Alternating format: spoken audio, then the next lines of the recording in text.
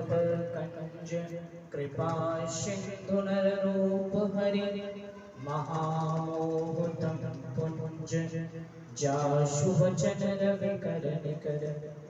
मेरा मुझ में कुछ नहीं जो कुछ है गुरु तोर, तेरा तुझको सौंपते क्या लागेगा मोर। गुरु ब्रह्मा गुरु विष्णु गुरु देवो महेश्वर, गुरु साक्षात् परब्रह्म तस्मै श्री गुरवे नमः। धन्य धन्य सद्गुरु सुखद महिमा कही न जाय, जो कुछ कहो तुम्हारी कृपा मोते कछु न बसाय।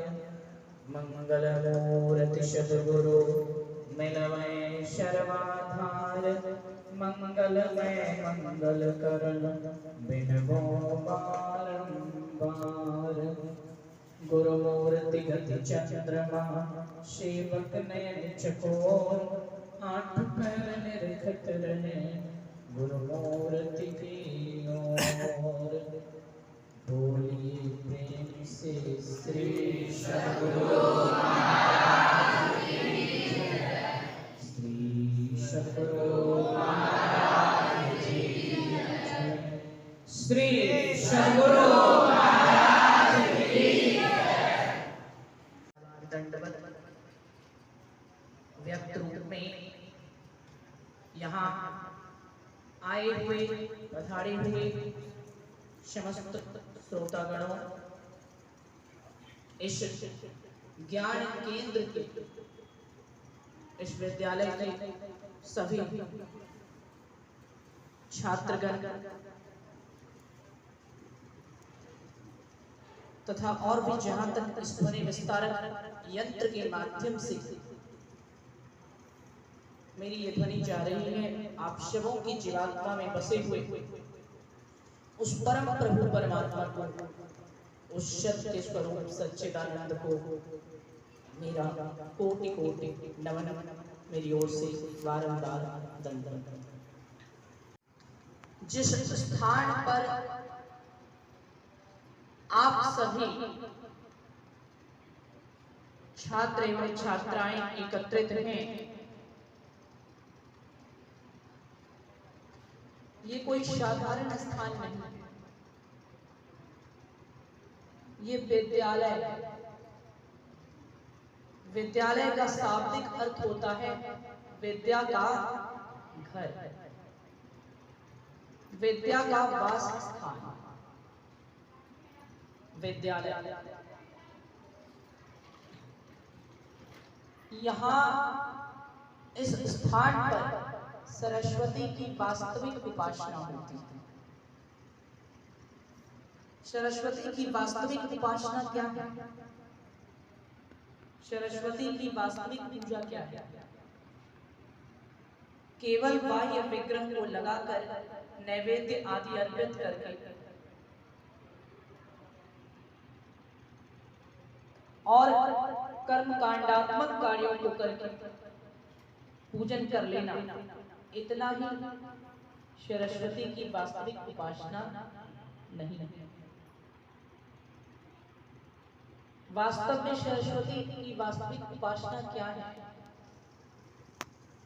सरस्वती का अर्थ है ज्ञान, विद्या, प्रज्ञा, विवेक, जागृति, चेतना।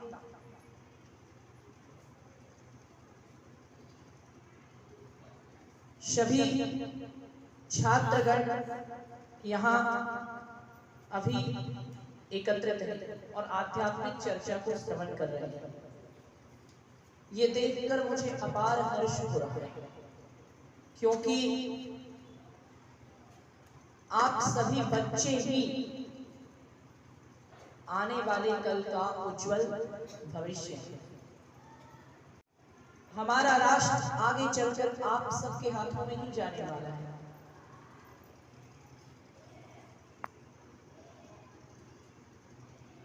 यहाँ के जो भी शिक्षक गण हैं, वो आपको भौतिक शिक्षा के साथ साथ आध्यात्मिक संस्कार भी देते हैं। ये इस विद्यालय की अतिरिक्त विशेषता है। स्वामी विवेकानंद ने कहा था,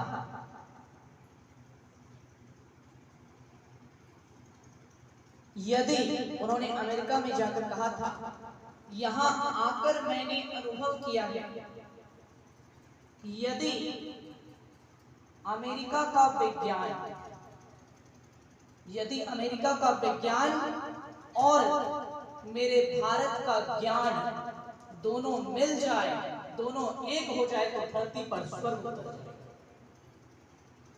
स्वर्ग जाने के लिए किसी को मरने की आवश्यकता नहीं। यदि भारत का ज्ञान और अमेरिका का विज्ञान दोनों मिल जाए और दोनों एक होकर कार्य करें, तो पृथ्वी पर ही स्वर्ग का अनुभव किया जा सकता है।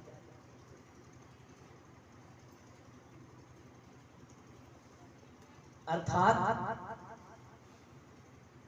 आज के इस भौतिकवाद के युग में विज्ञान की प्रधानता तो हो ही गई, इसके साथ साथ यदि अपनी सभ्यता, संस्कृति, अपनी आध्यात्मिक चेतना, अपने आध्यात्मिक ज्ञान को भी साथ में संजोकर चला जाए और ज्ञान और विज्ञान दोनों का संगम यदि आज के विद्यार्थियों के पास, छात्रों के पास, युवाओं के पास, बच्चों के पास रहे, तो वह दिन दूर नहीं जब हमारा भारत फिर से विश्व का गुरु कहलाएगा।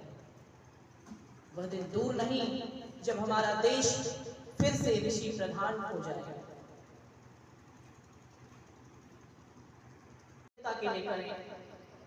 ताकि आप सब में से ही आगे चलकर कोई श्री राम की तरह, आप सब में से ही आगे चलकर कोई बुद्ध की तरह, आप सब में से ही आगे चलकर कोई विवेकानंद की तरह, आप सब में से ही आगे चलकर कोई रामकृष्ण परमहंस की तरह, आप सब में से ही आगे चलकर कोई किसी अन्य महापुरुष की तरह बन सके।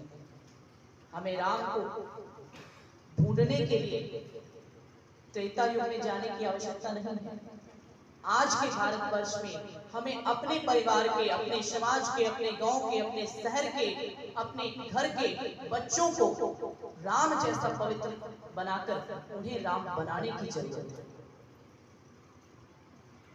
उनके कर्म को मर्यादा, उनके कर्म को संयमित, उनके कर्म को महान बनाने की जरूरत है।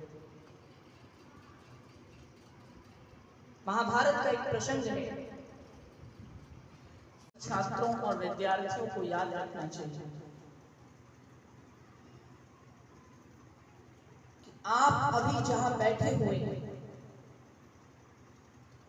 ये स्थान वास्तविक मंदिर है। मंदिर केवल वो नहीं होता जहां ईश्वर के सगुण रूप का विग्रह लगाकर उनकी पूजा की जाती है। अपितु मंदिर तो वो होता है जहां ज्ञान का अर्जन होता है, जीवन जीने की कला सिखाई जाती है, अपनी चेतना को जगाया जाता है और अपनी चारित्रिक पवित्रता का मार्ग प्रशस्त किया जाता है। उस स्थान को वास्तविक मंदिर कहते हैं। और अभी आप जितने भी छात्रगण यहाँ उपस्थित हैं, आप सब से मेरा विशेषतः यही अनुरोध रहेगा कि आप विद्या अध्ययन करें, ज्ञान अर्जन करें, तो विद्या को आजीविका चलाने का संसाधन समझकर ग्रहण ना करें, बल्कि विद्या को अपनी आत्मोन्नति का सर्वोत्कृष्ट मार्ग मानकर